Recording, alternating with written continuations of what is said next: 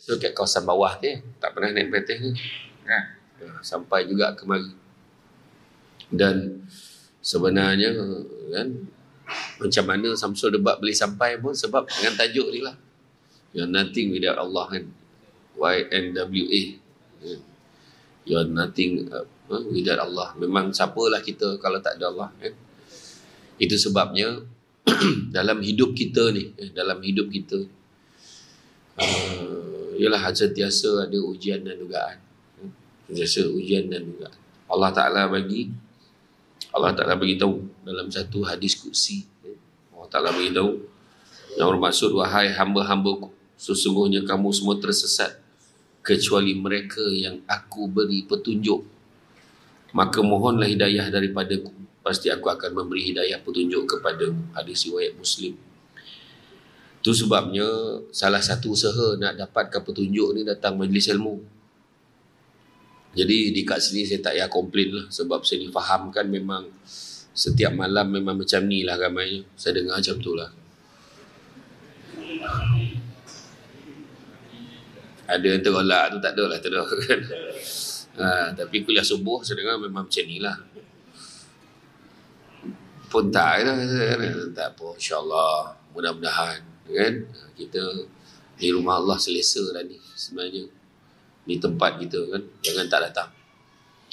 Sebab itu sebab kita buat kuliah ilmu ni, sebab nak cari petunjuk. Itu sebab ada orang kita ni dia cakap, dia kata aku belum dapat petunjuk lagi. Dia tak pakai tudung, yang jantan tu pakai short lagi kan. Orang dulu lah dia panggil seluar tu panggil seluar steng, budak sekarang panggil pakai short kan. Jadi dia masih lagi tak segan silu. Dia turun pergi kedai pergi speedmart tu kan, pakai dia pergi seluar pendek tadi. Saya nampak tadi tu kan, saya sangka baik lah, kapi macam tu kan, macam tu lah sangka baik kan. Jadi bila dia orang turun tengok kan, sebab apa? Petunjuk daripada Allah. Tapi ada orang cakap saya belum dapat petunjuk lagi, belum sampai seru seorang lagi kan, belum sampai seru ni pada orang Melayu lah, bukan orang Islam lah. Pada orang Melayu, dia accident terbalik kereta tu, dia hidup lagi. Tu petunjuk tu. Ada sampai seru dah aku kena berubah ni, dia kata. Dia nak tunggu accident kereta terbalik je, mujur tak mati tu kan. Kalau tidak mati tanpa petunjuk. Ya. Jadi kita ni tak ada siapa-siapa. Siapalah kita ni tanpa Allah. Kalau Allah tak bagi, tak ada kita kan. Malam tadi berapa ramai yang tidur terlelap tak sampai minta panjang umur. Pagi tadi hidup lagi. Tengok bola malam tadi kan, yang Chelsea malam tadi. Tengok pula yang seri tu kan. Dengan harapan. Tapi yalah tak apalah kan. Tapi bila dah macam tu terlelap tak sempat minta panjang umur. Pagi tadi hidup lagi. Dan bila hidup tak ada pula yang kecil pula, kenapa aku hidup lagi ni? Tak ada. Nampak tak? Sebenarnya Tuhan bagi. Contoh paling senang lah tuan-tuan. Tadi bila saya datang ke sini, saya singgah. Memanglah ada parking. Sikit lah kan? Ruang boleh parking kan. Sebab apa? Sebab Allah lawang kan tu, izin kan tu ada. Kalau tak ada, tak ada. Apabila sudah tak ada kan. Jadi percaya semua ni daripada Allah. Saya dulu selalu macam ni buat YNWA kan. Dulu selalu saya punya tagline saya letak I am for A. Biasa orang I am for you kan, I am for A. Ingat mati for Allah. Sebab hidup kita ni sementara ya. Sementara. Dunia ni sementara, sifatnya petah lagi yang ada dalam dunia. Tu saya kata kan, dalam bab hidup kita ni 5 perkara kena ada dalam hati kita. 5 perkara kena ada. Yang pertama, sabar. Dalam hidup kena sabar. Yakin Allah Ta'ala nak bagi kat kita, kena sabar. Aku ni macam-macam dah buat, tak menjadi, berniaga tak jadi, itu tak jadi, kerja tak jadi. Bila nak berubah hidup aku ni? Sabar. Allah bagi rezeki kita, percayalah. Kadang Allah tak bagi kita kaya, taklah bagi kita ni, tapi cukup gaji kita. Dengan tahap duduk dekat Kuala Lumpur ni, duduk kat KL ni kan, KL Dengan bandar metropolitan ni, bandar raya, dokek dengan IKEA kan. Dokek dengan The Curve kan. Dekat sangatlah rumah I. Kan. Dengan tahap dia ada satu istilah tu, kemiskinan relatif nama dia. Miskin relatif ni dia bukan yang miskin, bukan tak ada gaji, tapi dimiskinkan dengan kos hidup. Kalau dengan gaji kita kat sini duduk kat pilah tuan, kayu-kayu tuan. Contoh macam tu lah. Duduk dekat kawasan kampung ni tak pening-pening kepala, tak jam, tak apa. Okey. Kan, jadi sabar. Ada rezeki masing-masing. Itu sebabnya. Kedua, syukur. Syukur Allah bagi peluang gitu. Nampak tak? Gilo betul. Nampak biasa-biasa je surau ni. Kan? Panggil penceramah top 5 Malaysia. Tak, saya tak cakap saya cakap yang sebelum-sebelum. Ustaz apa tadi kan? Ustaz apa? Ustaz Zul. Ustaz Zul Ramli kan? Oh, dahsyat-dahsyat panggil dia. Nampak macam ni kayangan tuan. Surau pun nanti bukit kayangan kan? Ya. Bukan kaleng-kaleng tuan. Saya dengar tahun depan, minggu depan panggil Fatah Amin dengan itulah. Buat perkongsian sikit kan, ketabahan dia kan, macam tu. Ya tuan. Kan. Aduh, biasalah tuan-tuan. Lelaki kan, kono balon dia kan, sabar. Syukur dengan rezeki Allah bagi kat kita. Kan. Dan ketiga, percaya ada hikmah di sesuatu perkara. Ada hikmah ni. Tuhan bagi aku sakit, ada hikmah ni. Tuhan bagi. Ni tadi, ada orang datang ni, pergi semayang sini. Dia pun terbanyak, salah ramai malam ni. Salahnya, rupa Samsul Debat datang. Dia tak perasan benda tu. Kan, dia datang, dia semayang lah Samsul Debat, rezeki betul. Dia baru plan tadi, dia nak keluar. Dia tak pernah pergi semayang dulu. Baru dia tahu Samsul Debat ada. Tapi tengok Samsul Debat, depan-depan. Adalah seorang ni tadi, dia cakap, handsome juga ustaz ni depan-depan. Masa bila kau tengok belakang aku? Banyak sekadar kan. Yang keempat, redha dengan apa juga ujian Allah bagi kat kita. Saya faham, tengok muka tuan-tuan. Sebanyak ujian tuan-tuan duduk kat sini tuan-tuan. Masa duduk kat bandar macam ni, banyak ujian. Sabar banyak-banyak. Allah bagi ujian tu ada sebab. Allah takkan bagi kat kita, melainkan Allah tahu kita mampu. La yukallifullahu nafsan illa wus'aha. Allah takkan melainkan sesuai dengan kemampuan kita. Percayalah. Kadang dia, aku dah tak tahan lah sini, sabar, tahan, insya-Allah. Dan begitu juga yang kelima, ikhlas. Ada lima-lima ni insya-Allah bahagialah hidup. Kenapa manusia tak bersyukur? Kenapa manusia tak bersyukur? Ada 3 sebab manusia tak bersyukur. Pertama, manusia tak bersyukur sebab sibuk tengok apa yang orang ada sampai terlupa apa yang dia ada. Ya untunglah rumah saya besar, rumah saya godang, rumah aku sempit. Nak jalan ke dapur kan berselisih pun kena bagi gili-gili jalan tu. Sabar. Orang tu rumah dia besar, orang pun tak ada. Ada orang tu rumah besar, orang pun tak ada. Adalah seorang orang sunyi, lepas tu bergembur. Dia terasa masa dia duduk tingkat bawah, di rumah 2 tingkat. Dia terasa macam ada orang kat atas tu. Lah, ada orang. Sian betul perempuan. Ya Allah. Saya teringat momen ni kat zoo tuan-tuan. Tak, minta maaf, tak tu, jaring tu kan. Ada gurau. Dan dekat atas rasa ada orang, duduk atas macam ada orang dekat bawah tu. Eloklah rumah kita kecil, pandang tu nampak macam tu lah kira kan. Jadi ada hikmah dia, nampak tak? Sibuk tengok apa yang orang ada, lupa apa yang kita ada. Tengok kan, nak ke perempuan tu kat aku, ya Allah, nak ke perempuan tu aku lawa betul perempuan tu nak ke kat aku nak sangat kat dia. Lupa dia dah ada bini. Contoh lah kan, macam tu kan. Lupa apa yang dia ada. Yang kedua, kenapa manusia tak bersyukur? Sibuk tengok kelebihan orang lain, lupa tengok orang lagi susah daripada dia. Dan yang ketiga, ni ramai orang tak bersyukur kerana sibuk menyatakan apa yang dia ada hari ini adalah hasil usaha gigih dia. Aku strategi, aku ada ni, aku melabur dekat sini, tu sebab aku berjaya. Salah. Kita berjaya sebab Allah izin. Ingat tu. Kita berniaga tak jadi, dia berniaga jadi. Sebab apa? Allah izin. Dia kata, aku usaha, tu sebab aku berjaya. Habis orang yang tak berjaya ni tak usaha juga, tapi belum berjaya. Pukul berapa? Pukul 4 pagi dia dah bangun, bawa lori hantar barang. Sampai pukul 8 pagi dia tukar pakai uniform jadi pengawal keselamatan. Pukul 6 petang dia pakai t-shirt, dia pakai apron, ambil upah basuh pinggan kat restoran tu. Pukul 10 malam berbalik, anak semua dah tidur. Kan? Tak cukup usaha ke orang ni? Usaha, tapi Allah belum izinkan dia macam kita. Mungkin macam tu.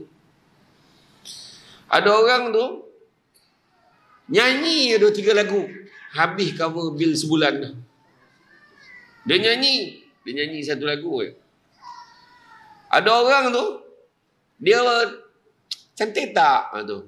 Yang dia tunjuk dia design rumah tu, jangsi macam ni, sofa macam ni. Sofa langsir bukan pakai duit dia pun, dia tunjuk dia nak macam ni, nak macam ni. Konsep zap kaya-kaya 25,000, 50,000 bayar dia untuk satu rumah. Dia tunjuk ni macam ni, langsir macam ni, konsep macam ni. Lah sonang betul baik duit. Yang seorang tu melukis ya. Macam arwah pakcik saya dekat CM dulu, Uncle Jack arwah.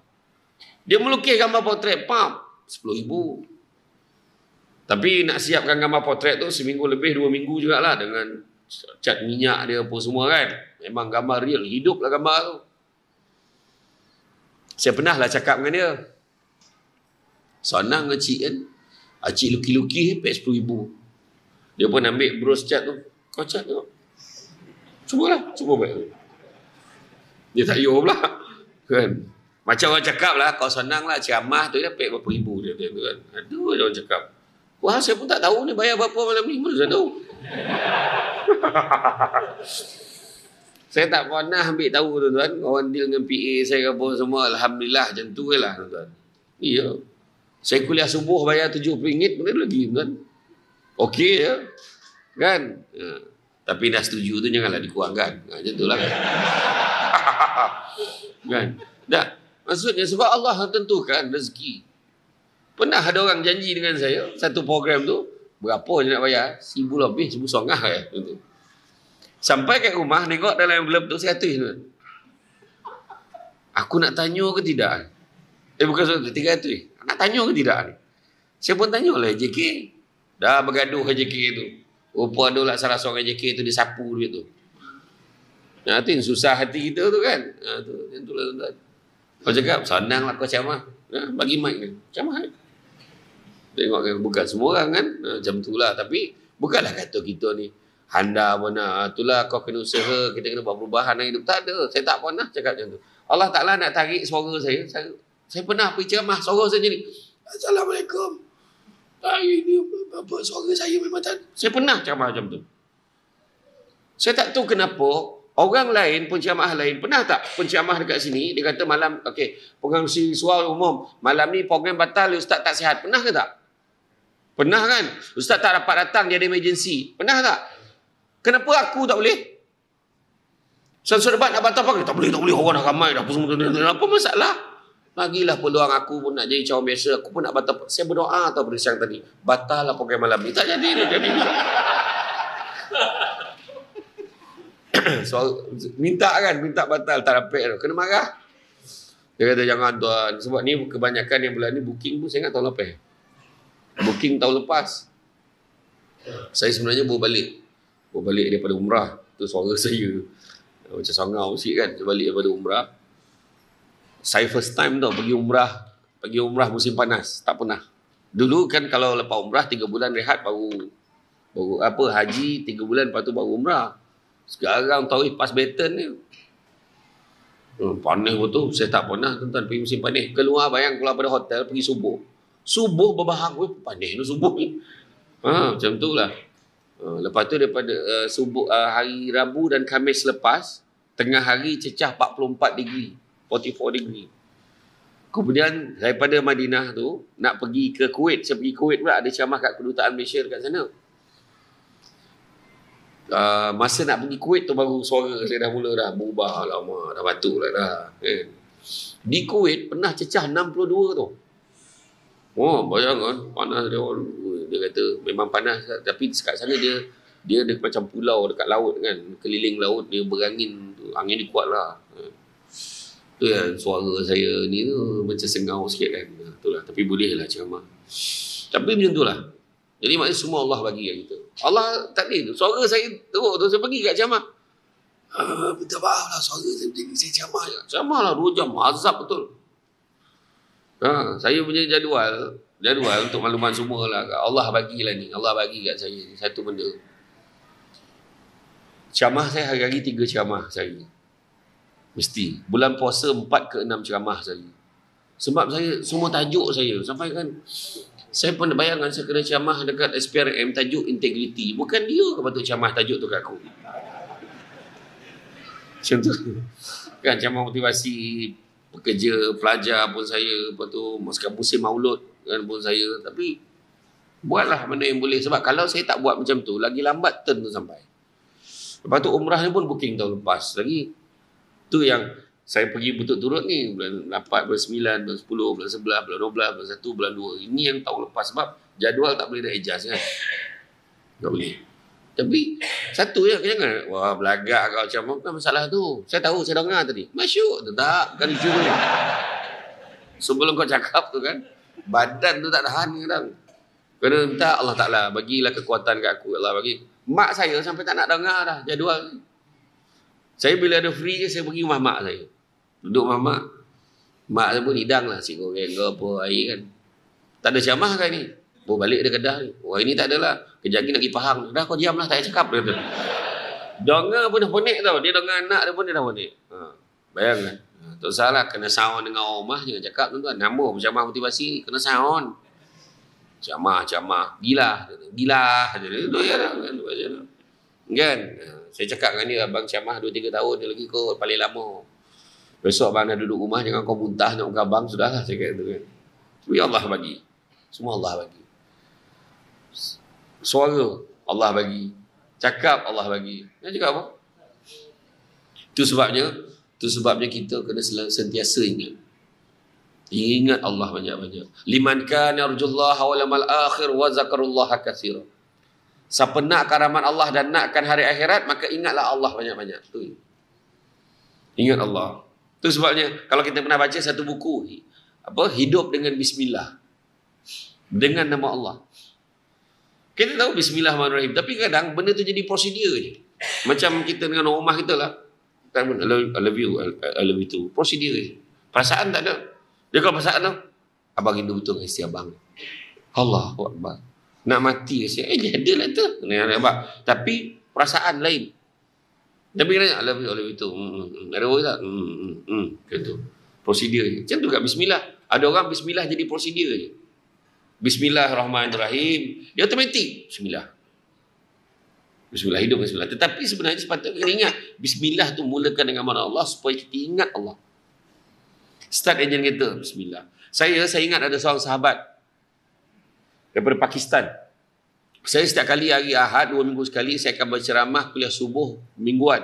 2 minggu sekali saya ceramah di surau Taman Raudat Raudatul Jannah ke belum? Tak ada, surau Taman Purba Ampangan. Di Ampangan. Habis je tu saya akan singgah pasar Ampangan, beli roti pound, saya beli nasi lemak untuk sarapan kat rumah lah, untuk kat rumah tu makan. Dekat satu hamba Allah yang sahabat saya kata Pakistan ni tadi, saya jemput, tak tahu kenapa, semua orang suka beli kat dia. Saya pun memang singgah dia. Assalamualaikum Ustaz, sihat? Dia kata bagi roti pound tu bagi dulu. Satu RM5 dia potong. RM2.5. Tapi bila dia potong tu, Bismillahirrahmanirrahim. Nampak? Dia jadikan dalam kehidupan dia. Rupa-rupanya saya baru tahun lepas dia tahu. Saya dah berapa tahun dah beli dengan dia, baru tahu rupanya dia tu hafaz Quran. Dan orang memang suka beli kat dia. Tak tahu kenapa. Ramai kot orang yang naik motor dia jual. Orang beli kat dia. Hidup dengan Bismillah. Hidup dengan ingat Allah banyak-banyak. Kadang lupa, baru apa sikit, lupa ke Allah Ta'ala. Ada mulut rasa, handsome tak aku? Lupa dia. Kan? Macam, kalau rasa dalam blog ni, siapa yang paling kaya sekali? Lagak. Kan? Allah uji muda dengan tua, sehat dengan sakit, lapang dengan sempit, hidup dengan mati, kaya dengan bukan dengan miskin. Allah uji kaya dengan kecukupan. Ada orang kaya tapi tak cukup-cukup. So, hiduplah dengan ingat Allah banyak-banyak. Faham ke tak faham tu? Faham ke tak? Jadi sekianlah ceramah hari ni. Sebab dah faham kan? Kau susah mana ceramah tu tak ada lah. Tapi makna kata, hidup kita ni, memang kalau tak ada Allah, tak ke mana kita. Ya, tak ke mana kita. Ada seorang lelaki, seorang abid, dia beribadah selama 500 tahun. Kemudian tiba-tiba Allah Ta'ala bagi tahu dia, masuklah kau ke dalam syurga dengan rahmat aku. Apa dia cakap? Ya Allah, aku tak nak, ya Allah. Dia cakap itu. Aku tak nak rahmat, ya Allah. Boleh tak kau masukkan aku dalam syurga dengan ibadah aku yang 500 tahun tu? Biar orang tahu dia tu. Oh, dia ni masuk syurga sebab ibadah 500 tahun. Lepas tu Allah Ta'ala buat apa? Allah Ta'ala cungkil biji mata dia. Allah keluarkan mata dia tu. Dia kata, kenapa ya Allah? Maka Allah Ta'ala beritahu apa? Sesungguhnya ibadah kamu yang 500 tahun tu tak boleh nak tebus rahmat sebelah mata aku bagi kat kau. Nampak tak? Dengan rahmat Allah kita boleh bahagia. Dengan rahmat Allah kita boleh sihat. Dengan rahmat Allah kita boleh masuk syurga. Nampak tak? Kita dalam dunia ni nak kerja 3 je. Pertama, kerjalah hidayah. Yang kita sebut petunjuk tadi. Hidayah. Kerjalah hidayah supaya yang kerja hidayah ni yang supaya dapat beza mana buruk dan mana baik. Orang yang tak ada hidayah, benda buruk rasa baik, benda baik rasa buruk. Saya pergi ke luar negara, saya ceramah di Australia, ada jumpa dengan rakyat Malaysia, ada yang mengadu, ada masalah anak-anak dia, sampai sekarang dia minum arak. Bila kita tanya, dia kata dia minta saya doakan anak dia supaya dapat bahagia, dapat jodoh yang baik, kan? Sebab sekarang tak nak kahwin. Dia takutlah sebab dekat Australia tu pula ada yang jenis yang legebird pun ramai. Legebird bukan ladybird tau, legebird. Kita tak boleh sebut kan, live kan kena ban pula. Kan? Legebird. Kan? Lahir-lahir senapang, dah besar sibuk nak jadi perempuan. Faham tak? Macam tu lah. Macam tu lah kan. Jadi petunjuk tu tak ada. Dia tak ada apa dia rasa. Okey je. Yang sekor tu kan, dia cakap, saya akan buktikan nanti saya boleh mengandung tu. Kan ada satu Allah kan. Perempuan normal takkan cakap macam tu. Perempuan tak ada. Malahan dia takut kalau dia tak mengandung. Dia kata, hey, pregnant je. Macam tu je. Macam kan. Tahu dah besar apa kan. Mana ada. Siap tunjukkan ini period. Apa benda tu? Masalahnya orang tu. Orang ni 9 dah tu. Saya tak sebut nama siapa kan. Tak sebut nama siapa. Pak saudara saya kenal keluarga dia tu. Dia pernah tanyalah. Adik kau tu laki ke, perempuan ke, khunsa ke, kompom, jantan. Cakap apa? Kau nak tipu siapa? Yang sekor tu kan, dah elok-elok, KKLIA, pakai jubah, tiba-tiba depan Kaabah, pakai telokong. Tak pening kepala. Tapi dengar muka orang Malaysia lah, orang Thailand ke, Australia, macam tu lah. Tu yang tadi dia sibuk tadi, dia kata, dia risau anak dia takkan kahwin macam mana tu, tolonglah doakan. Saya tanya lah. Dia dari segi sosial dia macam mana? Okey tak? Dia jaga tak? Semayang tak? Lepas tu dia minum arak tak? Kalau mak ayah boleh cakap macam ni, alah dia minum pun dia biasa-biasa sikit-sikit dengan kawan dia. Macam mana? Macam mana tuan-tuan? Kan? Jadi macam mana? Tak ada petunjuk lah tu. Kalau ada petunjuk dia tak macam tu. Ada satu hamba Allah ni yang bawa saya round Melbourne masa tu. Dia cakap, Ustaz, saya dalam tahun depan saya nak balik Singapura lah. Dia orang Singapura. Nak balik Singapura. Tak tahan tak duduk sini. Saya tak boleh kontrol anak saya. Bahaya. Kalau nak kemewahan datang sinilah. Kata. Tapi kalau nak akhirat saya kena bawa balik. Kata yang tu. Risau. Tu yang saya tak nak duduk kat Melbourne dengan Australia ni. Cik Hayat macam bila lah. Kau dapat peluang duduk sana kan. Baru datang ceramah sekali dua dah perasan kan. Itulah. Tapi maksudnya itulah. Petunjuk. Pertama, kejarlah hidayah. Kadang tak dapat dia petunjuk orang nama bini dia hidayah kan. Ya, jadi petunjuk ni nak beza mana buruk, mana baik, mana baik. Jadi supaya tak dapat beza. Kalau tidak kan buruk rasa baik, baik rasa buruk. Beli nombor ekor tak ada rasa apa. Dia berburak ni jadi tu. Anak kau apa orang? 5 kau, 3 kau. Belum ada rezeki lagi kau, 2. 5302. Jadi tu. Tembak kono pula tu. Dah kono tu satu hal. Siap belanja orang surau, orang hajar tu. Kan? Jadi, dia tak ada rasa apa. Ingat tak masa PKP tu? Kan ada dia buat petak kan. Kita buat lukis petak untuk letak sejadah tu kan. Supaya jarak semayang kan. Waktu maghrib dia semayang kat petak 02. Waktu isyak dia petak 18. 0218. Gila betul tuan-tuan. Dia tengok nombor sekor ni. Hari ni aku belanja birthday aku. Setiap bulan betul birthday kau. Bahaya tuan-tuan. Bila main nombor ni, bila Allah bagi. Ada orang tau, dia main kena je. Kita pun cuba lah. Cuba kan. Cuba masuk. Tak pernah kena pula. Macam mana dia senang sangat kena? Bahaya tuan-tuan. Itu pula Allah tak nak kat dia. Maksudnya istidraj. Istidraj ni Allah bagi sesuatu biar dia senang, biar dia kaya, dia duit supaya dia jauh lagi daripada Allah. Yang tu kita takut.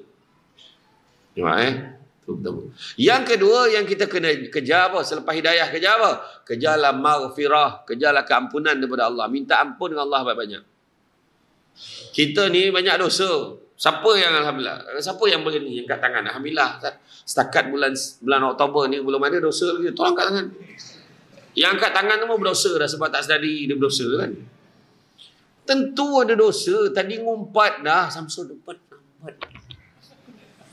Semenjak keluar TV ni lambat ni. Seorang tu lah berkawan sini ke tempat lain.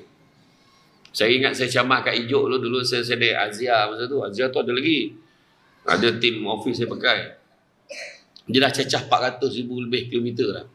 Azia, saya sayang betul kita Azia.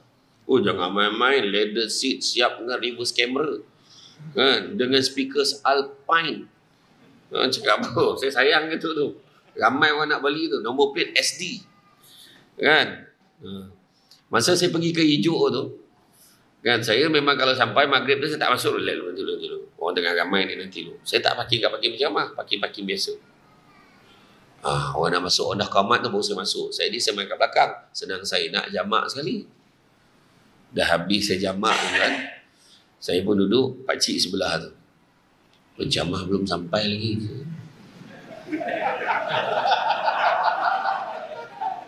Aku salah masjid ke apa? Saya tanya, penjamah siapa pakcik? Samsul Debat. Dia duduk sebelah saya. Dia cakap, penjamah Samsul Debat lah. Dia tak perasan ke aku siapa. Saya baru nak cakap, dia tambah lagi. Sejak keluar TV ni memang lambat datang. Aku pun diam. Saya tak adalah, saya balik tu, saya diam lah. Saya diam, lepas tu orang masjid nampak saya. Nak start lah macam tadi kan. Nak start. Saya pun bangun lah. Saya pun salam pakcik. Saya pergi dulu. Nak start ceramah lah. Sampai kat meja tu, saya pandang pakcik tu dah tak ada. Balik dia tuan. Dia kan. Tu belum cerita lagi. Saya masa pergi ceramah dekat Kuantan. Naik Azia juga. Dalam perjalanan tu berasa lumak kereta korang awal pagi dengan ulet dengan lumpur apa semua kan. Sampai dekat sana kau pergi basuh dulu kereta ni. Biar elok sikit. Okey bos. Bos sampai kan bos masuk dulu, saya pergi cuci kan saya datang balik. Okeylah. Saya turun dekat lobi tu, saya camah untuk TM tu, Telekom TM. TM Kuantan. Saya turun dekat lobi hotel tu, hotel butik Kuantan tu. Dia pun jalan, saya pun masuk dalam. Yang menyambut saya, steady Ustaz. Datang jauh-jauh naik Grab. Oi, kita aku tu, saya kata. Dia boleh cakap Grab tu. Tentulah. Jadi dalam yang bab kedua tadi, maghfirah, minta ampun dengan Allah banyak. Ya Allah, banyak dosa aku, Ya Allah. Ampunkanlah dosa aku, Ya Allah. Apa yang kita cakap. Kan? Takut kita, tuan-tuan. Kalau mati dengan dosa ni, takut. Ya Allah, janganlah. Kan? Kejarlah maghfirah, minta ampun dengan Allah banyak-banyak. Macam mana cara nak minta ampun? Istighfar banyak. Kan? Astaghfirullah. Sahabat pernah tanya, kaifana astaghfir ya Rasulullah? Macam mana cara nak istighfar? Nabi ajar astaghfirullah, astaghfirullah, astaghfirullah. Senang ya. Kalau rajin lagi, astaghfirullahalazim. Nak azan dulu ke tak? Astaghfirullahalazim. Rajin lagi. Rajin lagi, astaghfirullahalazim allazi la ilaha illa wal hayyul qayyum wa atubu ilaih. Kau rajin lagi, astaghfirullah innallaha kana tawwaba. Rajin lagi, Allahumma anta rabbi la ilaha illa anta khalaqtani wa ana abduka wa ana ala ahdika wa wa'dika mastata'tu. A'udzubika min syarri ma sana'tu abu laka bi ni'matika alayya wa abu bi dzambi faghfir li fa innahu la yaghfiru dzunuba illa ant. Penghulu segala istighfar. Astaga Nabi tak ajar. Ya, tuan-tuan beritahu. Astaga, dia tengok drama sinetron Indon ni kan. Astaghfirullah, astaghfirullah, astaghfirullah. Apa kelebihan istighfar, tuan-tuan? Istighfar ni, contohlah, disiplinkan diri kita istighfar 1000 kali sehari. Ada mulut banyak gelak. Tak, buat selepas subuh 200, lepas zuhur 200, lepas asar 200, lepas maghrib 200, lepas isyak 200. Senang ke? Astagfirullah, astagfirullah, astagfirullah, astagfirullah. Astagfirullah, astagfirullah, astagfirullah. Jangan risau sekejap je. Astagfirullah, astagfirullah. Tak sampai 2 minit, 3 minit settle. Astagfirullah, astagfirullah, astagfirullah. Apa yang bagus pasal istighfar? Dekat catatan amalan kita istighfar ni tadi, Allah akan perintahkan malaikat untuk padam dosa kita ni. Yang dosa biasa. Dosa-dosa ni padam. Katalah hari ni ada 50 dosa. Kita buat 1000 istighfar. Padam 50 dosa. Ada balance berapa? 950. 950 ni buat apa? Malaikat akan buka muka surat semalam. Buka muka surat satu lagi. Buka muka surat. Tu sebab kena rajin istighfar. Ini kadang orang perempuan istighfar bila time terperanjat baru istighfar. Astaghfirullahalazim. So bila balik dapat sekotol, tuan-tuan. Nak tunggu terperanjat baru istighfar macam mana, tuan-tuan? Kan? Astaghfirullah, astaghfirullah, astaghfirullah. Minta ampun dengan Allah banyak-banyak. Itu sebab bila terbangun malam kan minta ampun dengan Allah. Ingat tak 7 golongan yang mendapat naungan daripada arasy Allah, yang mana tak ada naungan selainnya pada hari akhirat kelak. Nombor 1 apa? Pemimpin yang adil. Ini adil ni jangan cerita Perdana Menteri dengan Agung je, tuan-tuan. Termasuklah ketua blok, tuan-tuan. Yang paling copek masuk dengan aku tu apa tak? AJK Surau yang selalu sebut aku AJK biasa-biasa je. Tu yang paling awal masuk dengan aku, tuan-tuan. Sebab bila dia sebut AJK biasa-biasa tu seolah-olah kau tak payah buat kerja. Jangan main-main. Kena buat kerja. Ada amanah dia, betul tak? Tu dia. Kan? Tu sebabnya kalau kita tengok dalam hal ni, pemimpin, nombor 1, pemimpin yang adil. Termasuk juga CEO rumah tangga. Suami, jangan main-main. Tak adil kita dengan keluarga. Kira pemimpin yang adil ke tidak kita? Kan? Nak pula contoh yang isteri ramai. Kan? Jadi, kan? Bagus perempuan. Hangguk dia, bagus. Orang sini dia sekarang susah nak cari kat kawasan ni. Saya dengar orang perempuannya berfikiran terbuka. Kan? Alhamdulillah. Dia lagi ramai isteri, lagi Allah Ta'ala tanya, kau tak adil, jangan main-main. Jangan main-main. Kita ada 3 isteri kan, contoh ada 4 isteri. Isteri pertama katalah hari ni ikan kambung 2 ekor. Isteri kedua 3 ke 4 dapat tak ikan kambung? Ikan kambung. Tapi kalau yang ketiga tu allergic ikan. Tak boleh ikan kambung. I kena makan binatang-binatang liar. Sudah contoh lah. Kena cari yang lebih kurang harga dia. Dan ingat, katalah hari ni giliran isteri pertama. Ni nak ajar contoh. Nak tunjuk susah. Giliran isteri pertama, so isteri kedua, ketiga, keempat. Kalau boleh hantarlah makanan tu, hantar melauk tu tadi, setakat pintu pagar je. Sehingga ni arwah Datuk Ismail Kamus pernah sebut ni.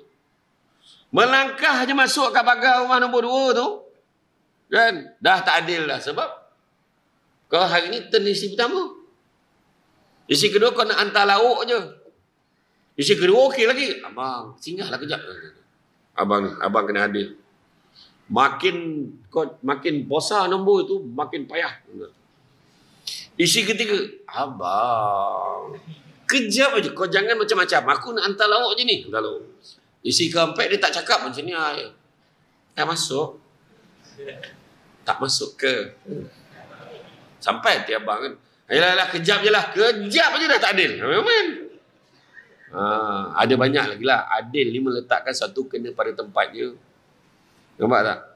Tak semestinya beli kereta Alphard habis semua kau belikan Alphard. Tak. Kenapa kau beli Alphard tu? Sebab yang ni anak ramai.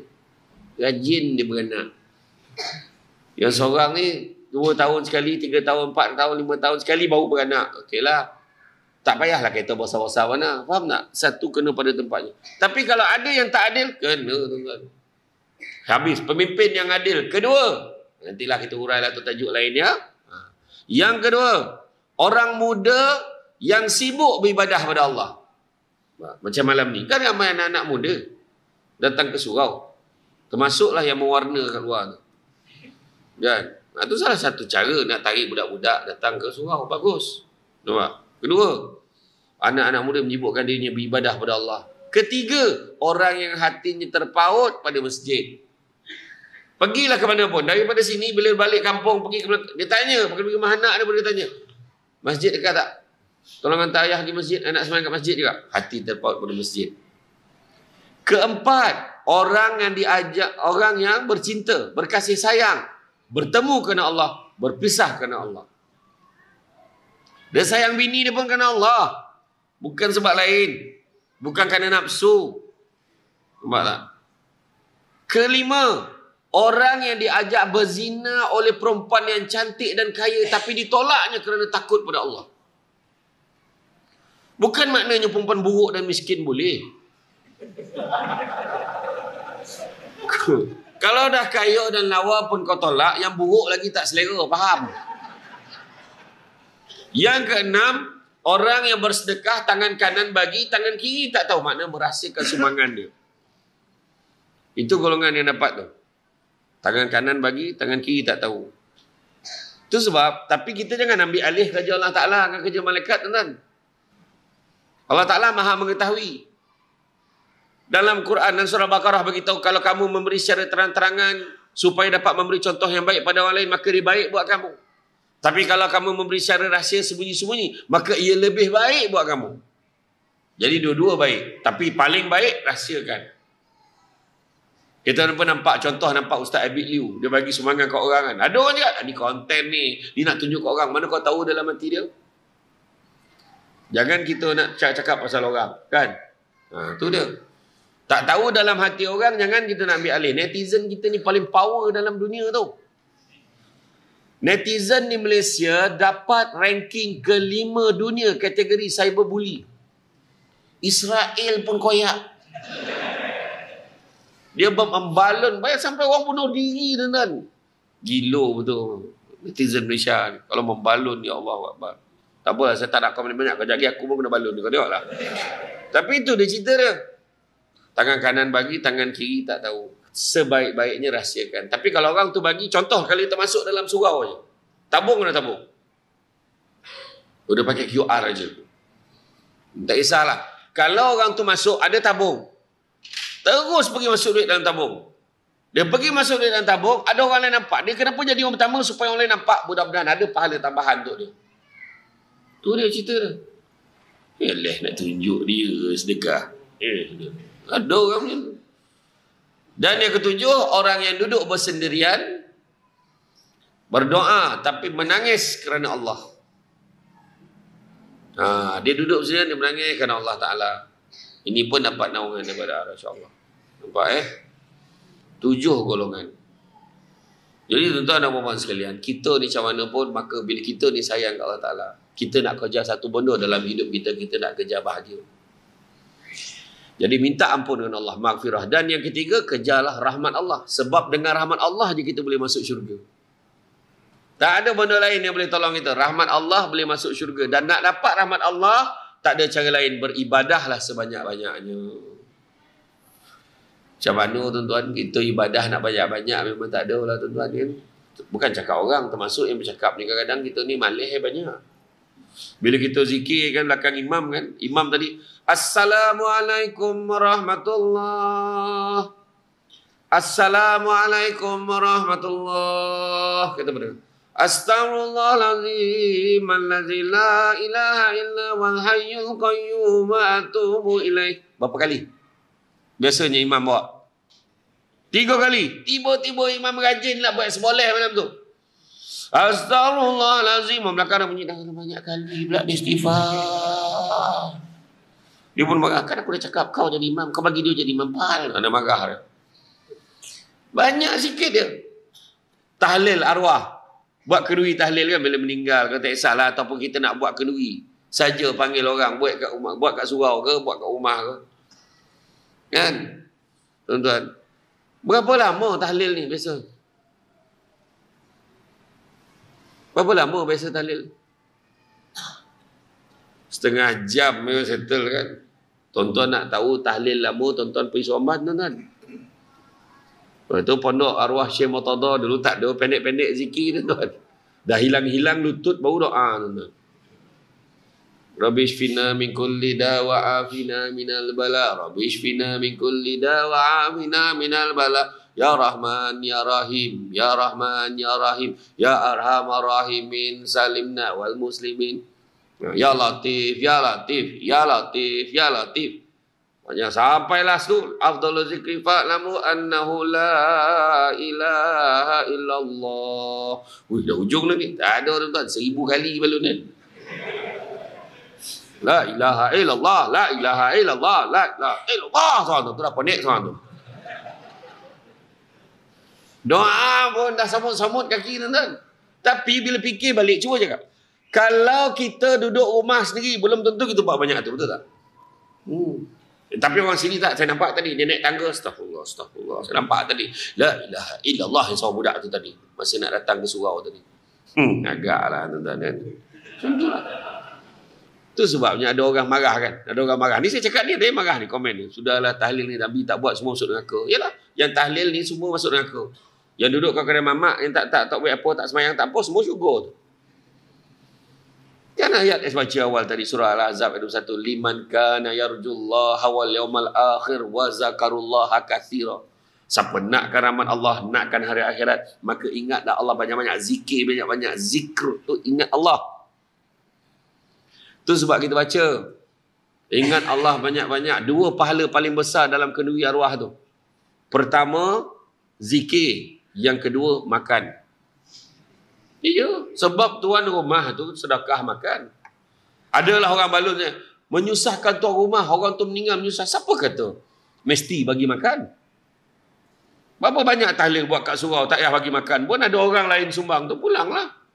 Adakah JK surau ni, dia pagi-pagi kat jumpa tuan rumah, dia cakap kau nak bagi ke tak? Tak ada pun.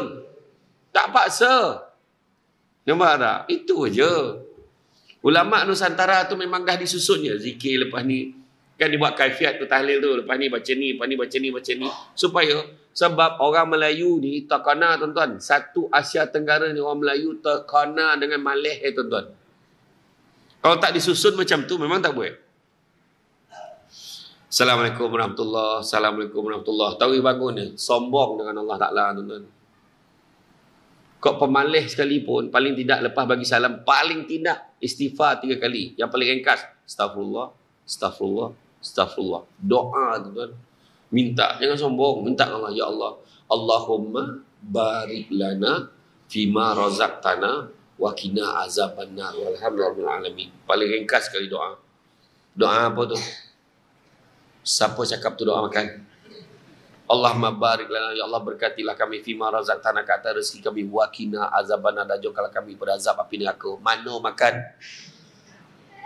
Kau doa faham pun tidak. Tapi jangan baca kuat-kuat. Slow-slow je. Astagfirullah, astagfirullah. Allahumma barik lana fima razaqtana wa qina azab. Budak sekolah tu terus dah makan. Dia betul. Budak kocik tu pula sawan pakcik tu. Pakcik dah tu pakcik doa makan. Sian tu lah. Sabarlah aku kan. Budak tu tak tahu. Tapi sebenarnya kalau nampak lembaga yang pelik-pelik pun nampak lembaga lah. Tu doa yang paling baik sekali. Kau nampak hantu lah apa semua kan. Nampak baca ala-ala Samsul Yusuf, baca macam filem Munafik 2. Allahumma barik lana fima razaqtana wa qina azabannar. Lari dia. Sebab apa? Hantu tu cakap gila dengan aku nak dimakan dia. Hantu pun tahu tu doa makan tuan. Aduh. Bukan sebab dia takut dengan ayat tu. Nak ni makan kuih. Doa makan macam mana tu kan. Macam itulah tuan-tuan.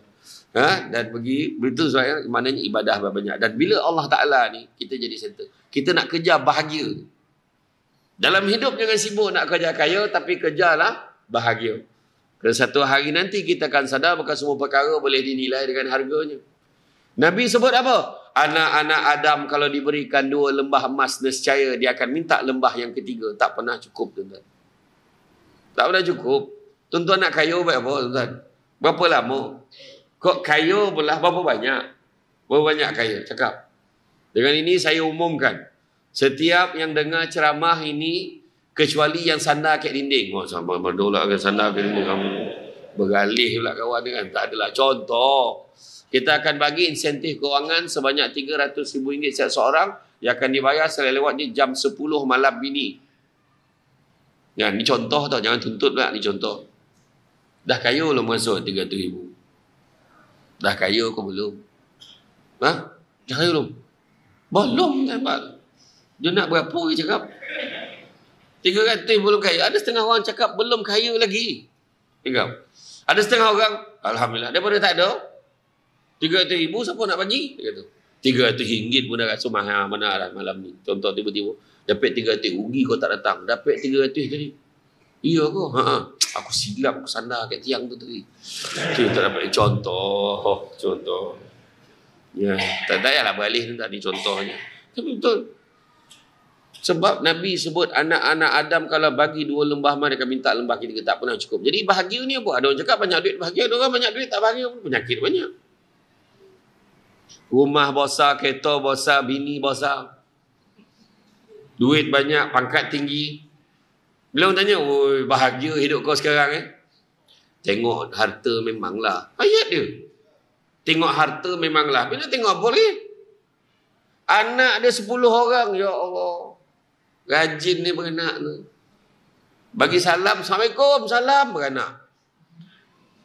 Assalamualaikum, salam beranak. Bagi salam, nyaut beranak lah. Yang faham, tak faham sudah. Risau pula aku budak-budak ni pun galak. Faham dia kau. Macam tu lah. 10 anak sambil-sambil balik kerja tuan-tuan. Belum betul-betul gitu.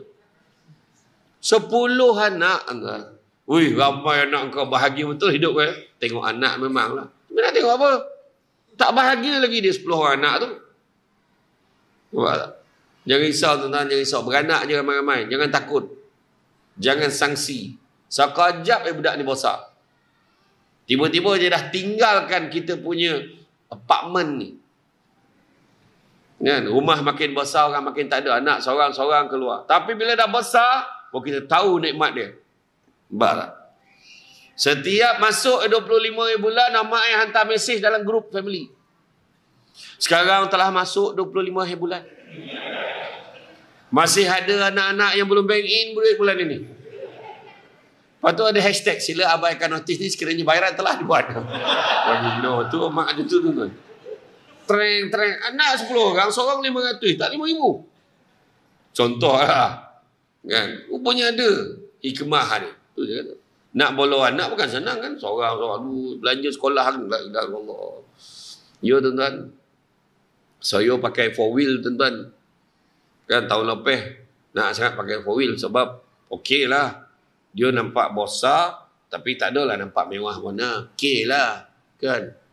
Takut tuan pakai kereta mewah, takut. Boy, lu kata Azia. Dia cakap tu.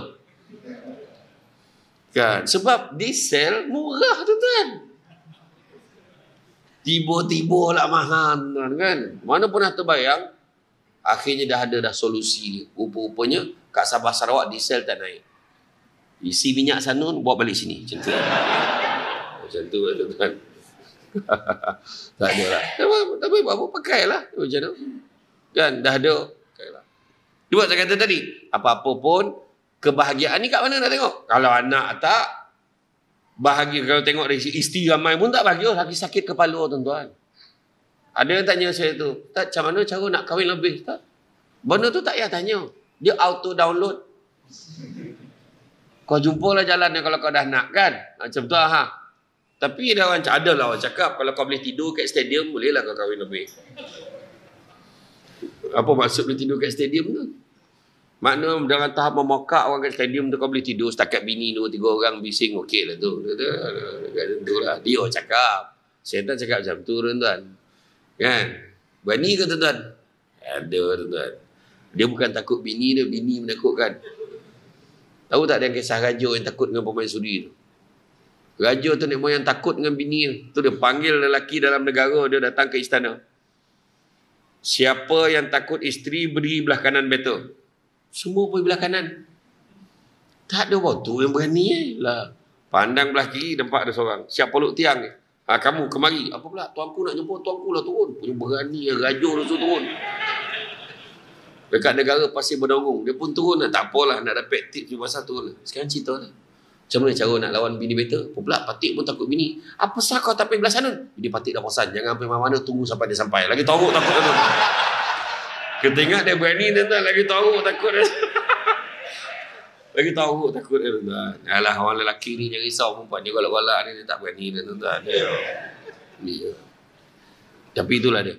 Jadi makna kata, dalam hal ni, apa yang menyebabkan kita bahagia?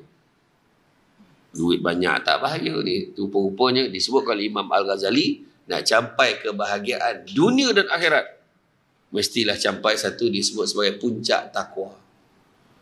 Takwa ni ikut apa yang Allah Ta'ala suruh, tinggal apa yang Allah Ta'ala larang, insyaAllah bahagia hidup dunia akhirat. Itu je. Takut kita nak buat apa yang Allah Ta'ala larang, jangan kita buat. Tipu orang jangan buat. Pecah amanah jangan buat tuan-tuan. Percaya tuan-tuan kat saudara, kan, mentadbir duit kita, contohnya habis tuan-tuan. Oi tuan-tuan, macam-macam buat. Contohlah kan, percayalah kat adik-beradik sendiri, kan, buat aduh susah tuan-tuan, kan. Itu dia. Kita takut. Tapi ada orang buat sebab apa? Tak takut ke Allah tuan. Tak takut ke Allah. 7 kata Abu Lais As-Samarkandi, 7 tanda takut ke Allah Ta'ala. Terlihat kat mana? Pertama, terlihat kepada lisannya. Lisannya tak cakap benda-benda yang tak baik. Lisannya ada 2. Lisan berlidah dengan lisan berjari. Lisan berlidah yang kita cakap ni, lisan berjari yang kita taip. Kan? Para hukama menyatakan apa yang kita tulis itu dinisbahkan sebagai apa yang kita cakap. Kadang kat surau muka bangang, tak ada apa-apa. Tapi bila dia menaip, tak cukup tanah balun orang. AJK surau tu tak ada guna dah. Duit banyak, program tak ada. Yang balun surau. AJK surau pun jawab balik, program banyak kau yang tak ada. Macam tu jawapan ni. Orang yang balun-balun ni tuan-tuan, tak pergi surau kadang. Itu masalah. Nampak tak? Kan? Letak tuan-tuan, paling senang tuan-tuan, letak je satu muka pemimpin, tak kira lah parti mana. Saya bukan cerita politik, tapi letak muka dia. Jangan tulis apa-apa, letak muka post. Tengok komen bawah tu, kepala bapak semua keluar tuan-tuan. Bapak tak gunalah anak haram, sampailah AJK surau ni yang baik hati ni. Alangkah baiknya kita menulis yang baik-baik. Nabi tak ajar kita untuk buat macam ni. Nabi pesan kalau tak ada perkataan yang baik nak kamu ucapkan, lebih baik kamu diam. Sekadar memberikan pandangan. Yang benar, AJK surau. Ada reply bawah tu, kau pun sama, kepala bapak semua dapat dah kawan. Iya tuan.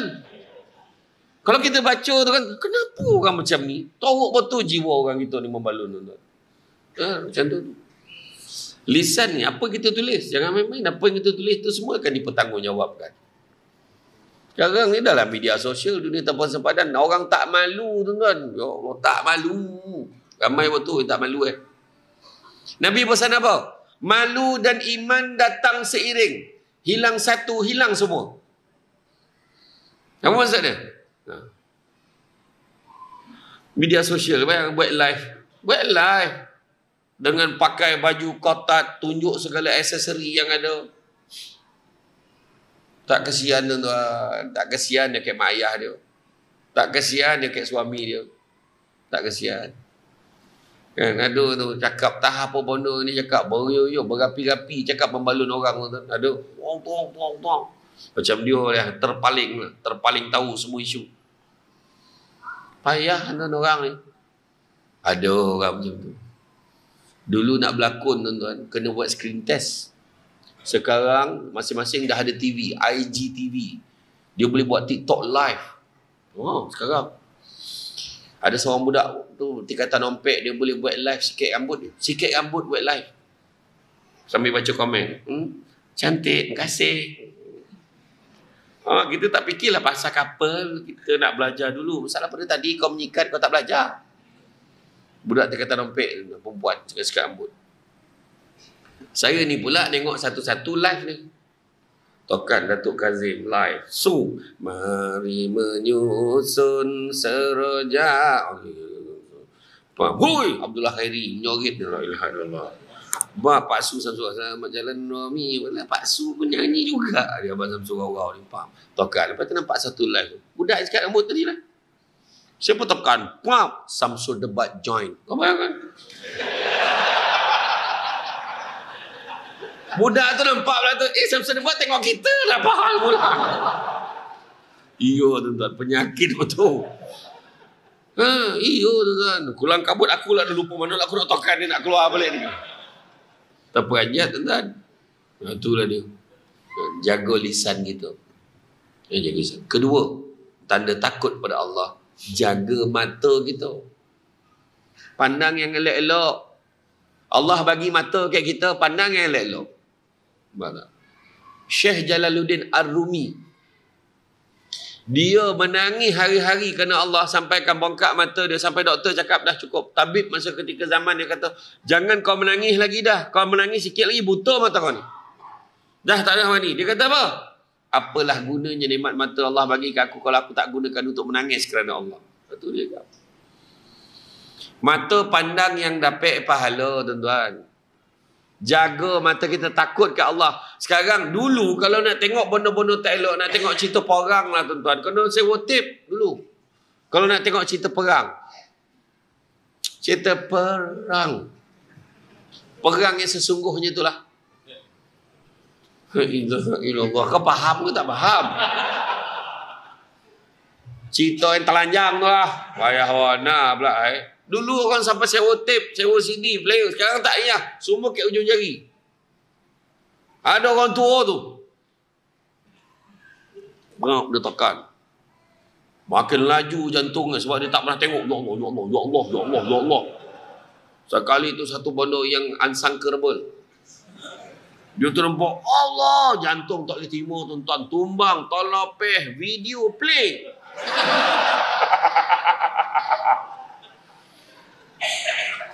Anak datang, bah, ngucap bah, abah, ngucap bah, buat sipi, abah, tengok video.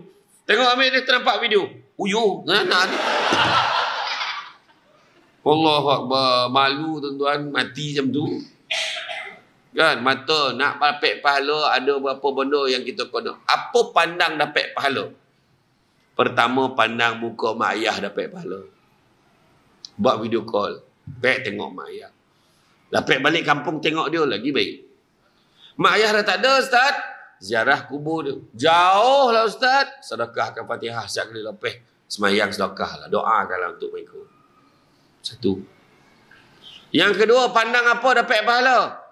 Pandang suami, pandang isteri dapat pahala. Dengan satu syarat, pandang suami dan isteri sendiri.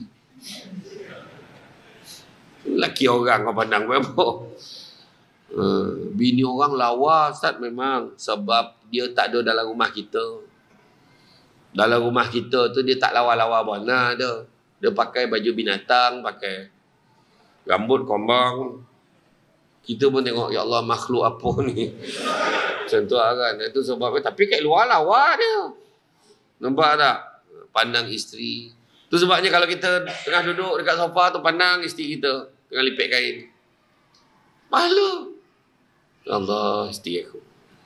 Kombang dah rambut dia.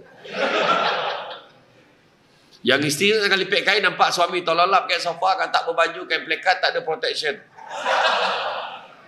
Contoh kan? Bini tengah lipik kain, ya Allah, seburuk-buruk makhluk, tu dosa. Jangan sebut macam tu. Kasihan suami aku ni. Tu sebabnya orang lelaki kalau nampak isteri kan tengah lipat-lipik kain tu, duduk kat belakang tu, picit belakang. Abang pun penat, abang ni. Nampak? Macam tu. Ada setengah perempuan, abang jangan sentuh saya. Ada. Dia tak bagi lelaki. Salah ke abang picit isteri abang? Saya bukan tak kenal abang lah. Picit 5 minit, lepas tu hasrat berubah. Tak siap selipik kain ni kan? Weh, budak kau golak besar. Weh, risau pula. Macam tu lah. Pandang isteri, pandang suami pun dapat pahala. Ketiga, pandang Quran dapat pahala. Pandang Quran dapat pahala. Apatah lagi pandang dan baca. Apatah lagi pandang, baca dan faham. Lagi besar pahala. Kita baca mana? Pandang, baca, faham, hafal lagi besar pahala. Pandang, baca, faham, hafal dan buat apa yang Allah Ta'ala suruh dalam Quran tu lagi besar pahala. Buat tak? Keempat, tengok apa dapat pahala? Tengok Kaabah dapat pahala. Siapa pergi umrah kan lain. Setiap kali, berapa kali pergi pun mesti nangis. Nampak apa? Ya Allah. Itu sebab orang tua dulu balik pada umrah. Bukan zaman kita sekarang ni. Zaman dulu beli apa? Beli frame gambar Kaabah tu. Bila dia gantung, setiap kali dia tengok pahala. Sekarang kita boleh tengok live. Dekat TV tengok live. Ramainya orang. Ya Allah. Betul tak? Tu jangan takut-takutkan orang. Kau nak pergi umrah, jagolah kau. Kau dah lah jarang ke surau. Dah rakit-rakit nak pergi, baru nak datang surau. Tak nampak tak tidak Kaabah kau ni. Hui, mulut kau. Kawan tu tak tidur dalam kapal terbang. Nampak kau tak? Nampak kau tak? Nampak kau tak? Nampak kau tak? Janganlah tak nampak. Janganlah tak nampak. Turun-turun sampai ke hotel, dia tinggalkan beg semua, berlari dia pergi ke masjid tu nak pastikan dia nampak. Balik beraung nak jumpa dengan mutawin. Ustaz, banyak dosa saya Ustaz. Saya tak nampak Kaabah Ustaz. Sabar cik, ini Madinah ni. Dibantai lagi ke Masjid Nabawi tu cari Kaabah, mana nak jumpa tuan. Salah tompek kau. Salah lagi pek hari pun kita pergi. Agak-agak tu. Nadul. Kat Madinah cari kita jumpa lah. Tapi macam tu. Nampak Kaabah, nampak pahala. Apatah lagi pergi ke sana. Pergi bersada beribadah lagi besar pahala. InsyaAllah. Kan? Jangan risau. Saya doakan. Ini cakap. Jangan cakap tau. Kita ni. Tak bila lah boleh pergi. Jangan risau. Saya dulu macam tu lah. InsyaAllah Allah rezekikan kita. Kita pergi umrah ni. Percaya tak? Dengar saya kata. Allah Ta'ala janji dalam Quran. Bukan sebab kita ni ada duit. Tak. Pergi sana sebab Allah jemput. Bila Allah jemput, macam-macam cara Allah jemput. Ada naik kapal terbang, ada naik kapal, ada naik van, ada ni, ada yang orang sponsor. Ada satu hamba Allah pergi hantar barang je. Driver taksi. Hantar barang dekat KLIA. Dia kena hantar dekat Qatar Airline punya. Dia hantar kat Qatar Airline ni, apa semua bekas ni tak tahu hantar. Cik tahun sain, pakcik dah pergi haji belum? Belum. Nak pergi tak? Bila siapa tak nak pergi, insya-Allah kalau ada rezeki nak pergi juga. Pakcik ada pasport. Ada kat rumah. Bila pakcik ambil bawa kat sini, ambil gambar Pak Keping bagi kat saya. Kenapa pula? Ambil ajalah. Dia pun balik rumah ambil pasport bagi kat dia. Selang 2-3 minggu sampai surat. Dia dapat jemputan pergi haji percuma. Tajaan Qatar Airline. Rupa-rupanya yang budak yang tanya dia tadi, keluarga dia, mak ayah dia semua dia dah bagi. Dia ada satu kotak kosong, dia nak bagi siapa tak tahu. Dia nampak pakcik tu, dia teragak nak bagi. Iya tuan-tuan, umrah pun tak nak bagi, tu pergi haji je. Nak cakap apa? Ada satu hamba Allah ni, dah cukup duit, apa semua nak pergi, pengsan, tak boleh pergi. Sakit, itu, macam-macam. Dan ada pandangan menyatakan kita pergi umrah bila Allah jemput sebab ada kebaikan yang Allah nak balas kat kita. Kebaikan yang kita buat. Itu sebab jangan berhenti buat kebaikan. Sebab kita tahu pada satu kebaikan akan bawa kita masuk dalam syurga. Percaya cakap. Besok kita, berapa ramai yang pergi? Allah tak sangka lah pergi. Allah dah sampai dah. Macam tak percaya. InsyaAllah. Saya dulu berapa tahun? Saya tahun 2006, saya menang satu pertandingan pidato. Pertandingan pidato Islam Hadari masa tu zaman Pak Lah. Zaman Tok Abdullah Mat Badawi. Saya masuk tah macam mana boleh menang lah pula. Menang tu Johan dapat duit 5,000 dengan tiket umrah. Kebetulan hari lahir mak saya. Saya terus niatkan hadiahkan untuk mak saya pergi umrah tu.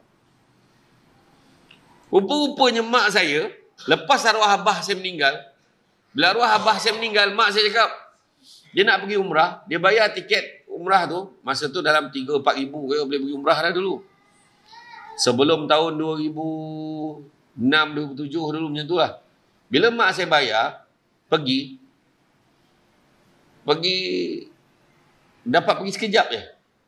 Dulu mula janji 14 hari 12 malam, tiba-tiba dah tinggal 13 hari 11 malam, lalas sekali 11 hari 9 malam. Ada masalah visa lah, itu macam-macam lah dicong dengan mak saya tu. Jadi mak saya waktu widak tu, waktu tawaf widak tu, ya Allah sampaikanlah aku kemari, ya Allah. Dan mak saya tak pernah cerita dekat saya yang dia nak pergi lagi dan dia tak puas hati yang hari tu. Dia tak pernah cakap. Duit tu dia kumpul tau. Duit meniaga kumpul. Bila saya menang pidato tu, saya hadiahkan kat mak saya tahun 2006. Saya hadiahkan mak saya. Baru mak saya cerita. Ya Allah tak sangka mak boleh pergi lagi. Mak saya kali ni mak saya pergi puas hati. Masa tu boleh pergi sampai 16 hari. 16 hari. Visa dulu kan lain. 16 hari mak saya pergi. Mak saya join rombongan. Semuanya ahli-ahli pekerja staf daripada Jabatan Kemajuan Islam Malaysia. JAKIM. Semua ustaz-ustazah puas hati mak saya dapat pergi masa tu. Mak saya dapat pergi.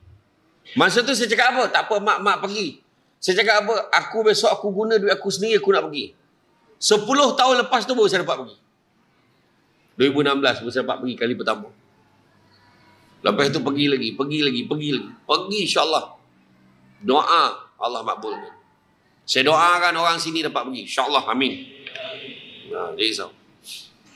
Kemudian yang saya kata tadi, pertama, dari segi apa? Pandangan mata tadi kan. Jaga mata kita, jangan pandang benda yang tak elok, pandang benda yang dapat pahala. Ketiga, jaga apa? Yang kena jaga adalah jaga perut. Apa maksud jaga perut? Jangan benarkan benda haram masuk dalam perut kita. Nabi sebut apa? Barang siapa yang membenarkan benda-benda haram masuk ke dalam perutnya, nescaya Allah, secara malaikat di langit dan di bumi akan melaknatnya selama sesuai sebagaimana benda-benda haram itu ada di dalam perut. Dan barang siapa yang mati dengan benda haram itu ada dalam perutnya, bersaksilah yang dia akan menjadi bahan bakar untuk api neraka. Na'udzubillah, minta jauhkan. Hati-hati. Kemudian jaga apa? Jaga hati. Yang keempat, takut pada Allah terlihat pada hatinya. Hati buang benda-benda tak elok, buang perasaan, buang 3 perasaan. Buang tamak, 1. Jangan tamak. Syukur. Kedua, jangan sombong. Sombong ni pula ada 3 kategori. Ujub, riak, takbur. Apa maksud ujub ni? Ujub ni dalam hati je, tak sebut ke orang. Dalam hati je. Contoh di azan. Allahu Akbar, Allahu Akbar. Sedap juga suara aku ni dalam hati dia. Dia jadi imam kan. Law anzalna hadzal Qur'ana ala jabalin la ra'aitahu khashi'an mutasaddian min khasyatillah. Sedap lah suara aku. Dalam hati je dia tak cakap. Dia sendiri cakap. Jadi itu ujub. Riak pula tunjuk ke orang. Kan? Dia masuk semayang. Bayangkan kalau satu perbuatan dia boleh ada titik. Dia masuk semayang. Tak ada orang lah. Dah berapa hari dah aku paling awal ni. Ujub dalam hati. Dia pun semayang. Allahu Akbar, bismillah. Terdengar bunyi sliding door orang masuk. Berbunyi dia semayang. Bismillahirrahmanirrahim. Biar orang dengar dia tu semayang.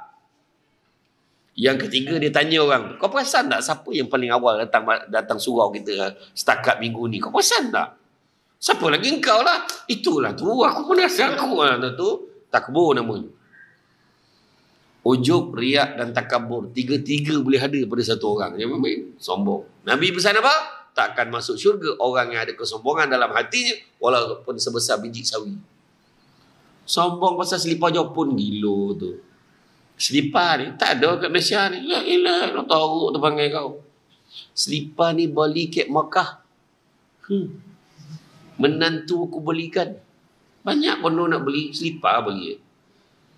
Tengok kan. Ya, boleh tak? Kan? Pegang boleh, jangan pakai. Yelah, tengok aja. Made in Taiwan. Bondo kan. Contoh lah kan. Nampak Jangan sombong. Dan yang ketiga, jangan dengki. Dengki bahasa Melayu, bahasa Arabnya hasad, punya toruk kat Malaysia ni dua-dua pakai. Hasad, dengki.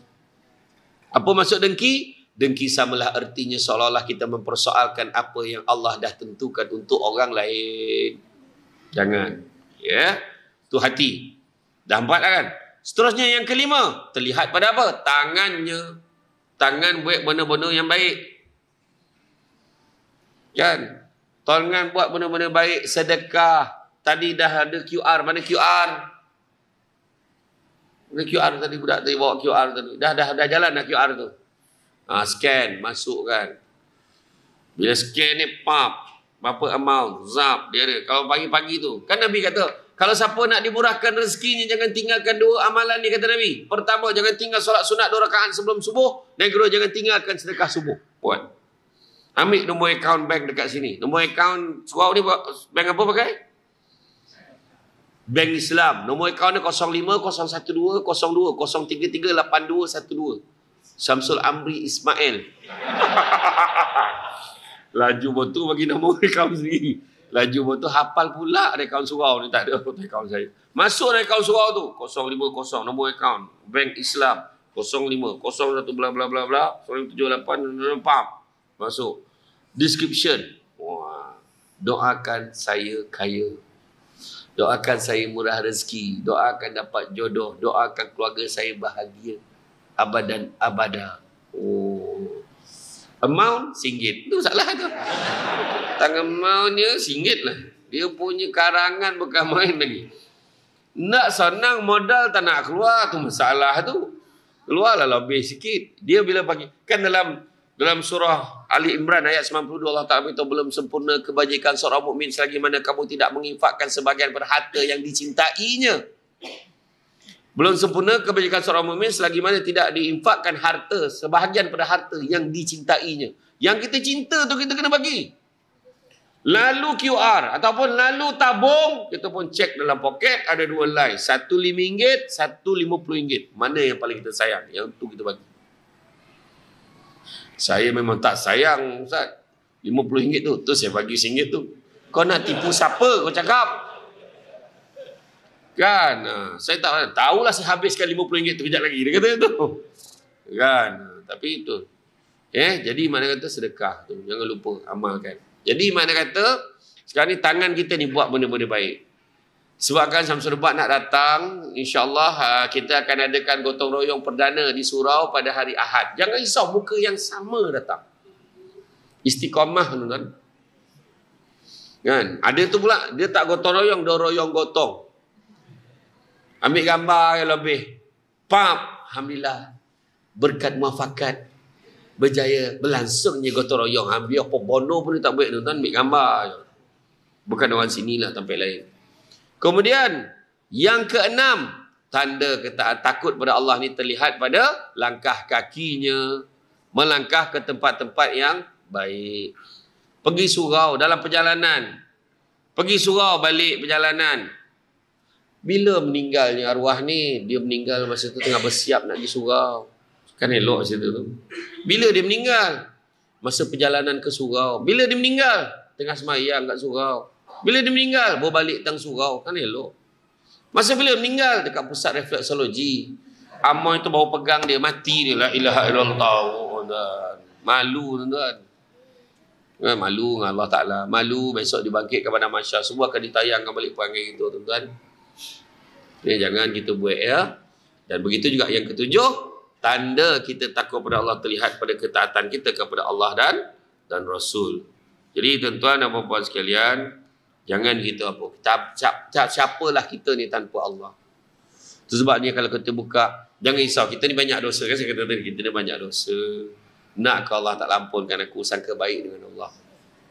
Jangan putus asa dengan Allah. Dalam surah Az-Zumar ayat 53. Ini berita baik untuk semua. Bacalah surah Az-Zumar ayat 53, tengok makna ni. Kan? Baca. Qul ya ibadiyallazina asrafu ala anfusihim. Allah Ta'ala beritahu. La taqnatu min rahmatillah.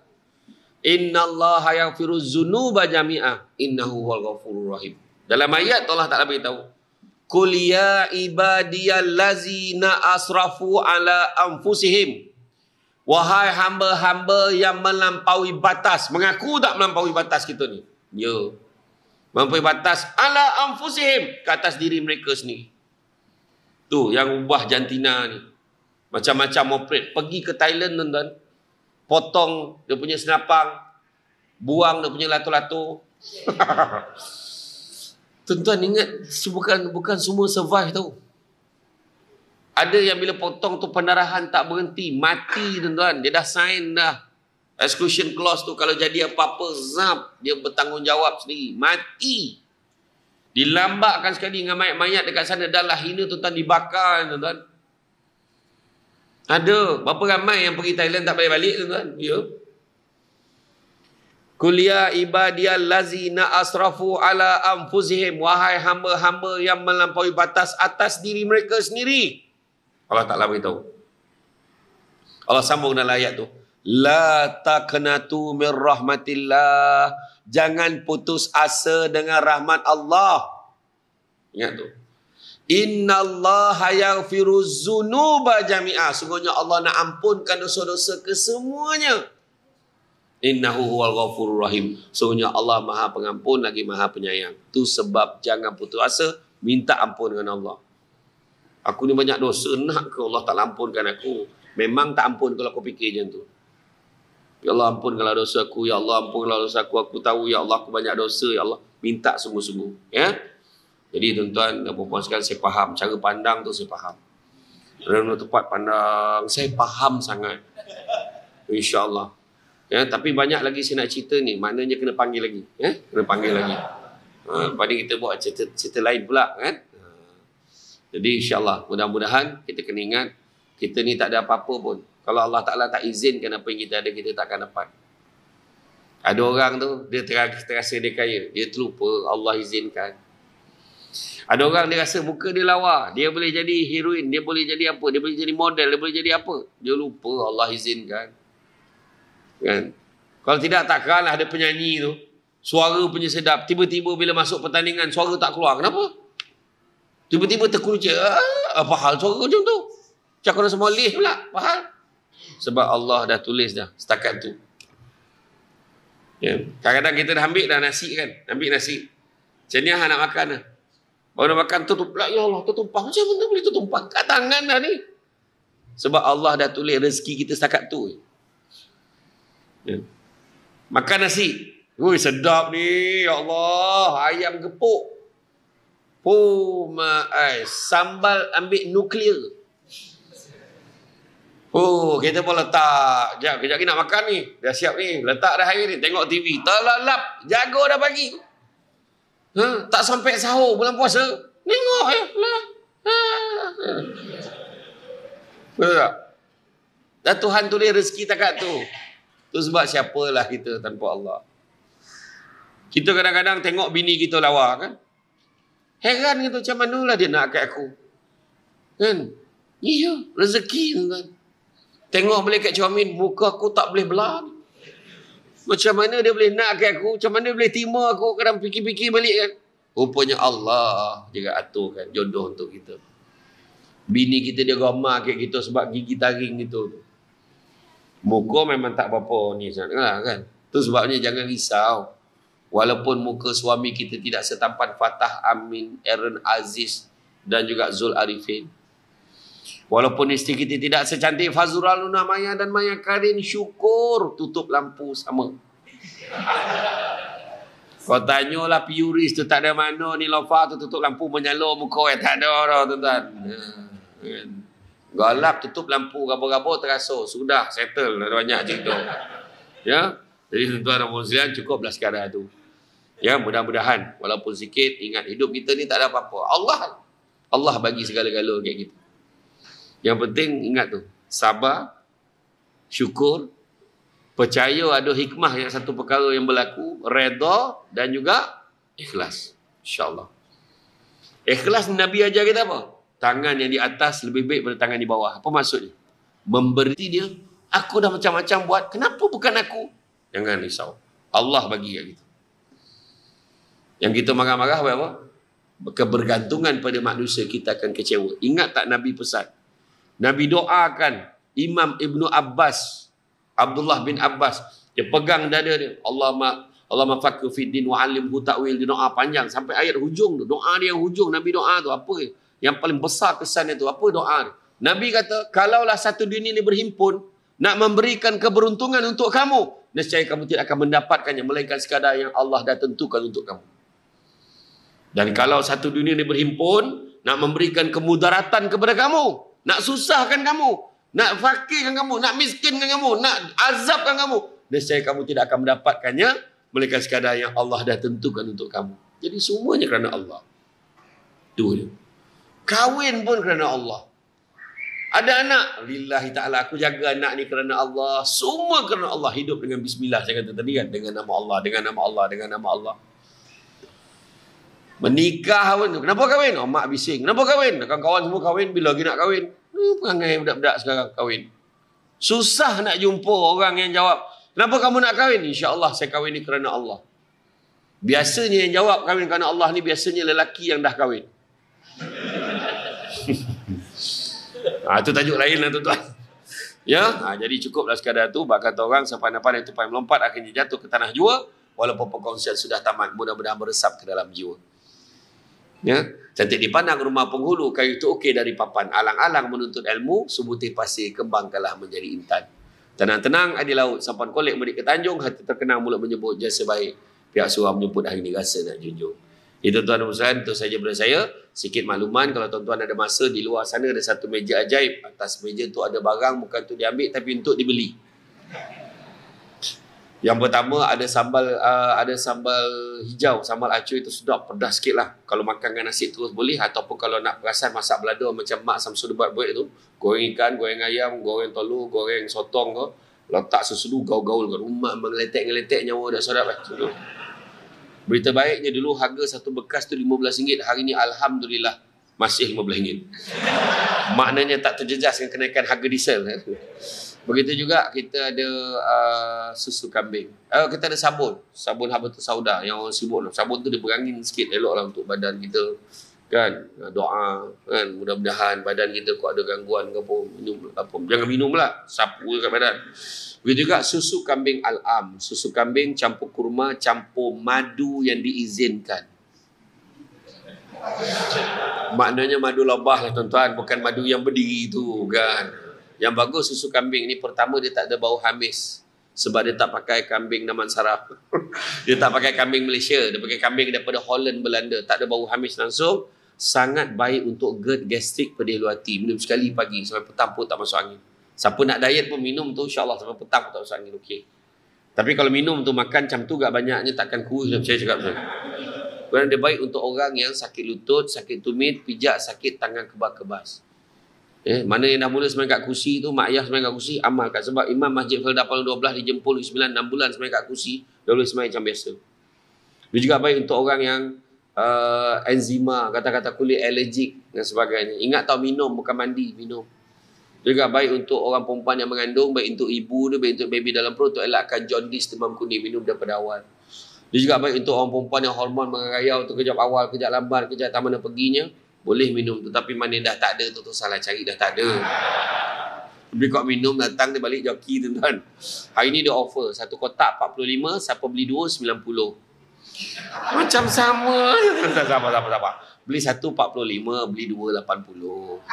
Kemudian ada susu kambing coklat dan kopi susu kambing. Yang tu memang saya recommend, sedap. Yang itu RM50 je sekotak. Tak buat duit pun tak apa, boleh transfer QR Pay, tak ada salah. Ustaz balik nanti transfer boleh ditakdirkan sampai rumah hilang ingatan, aku redha.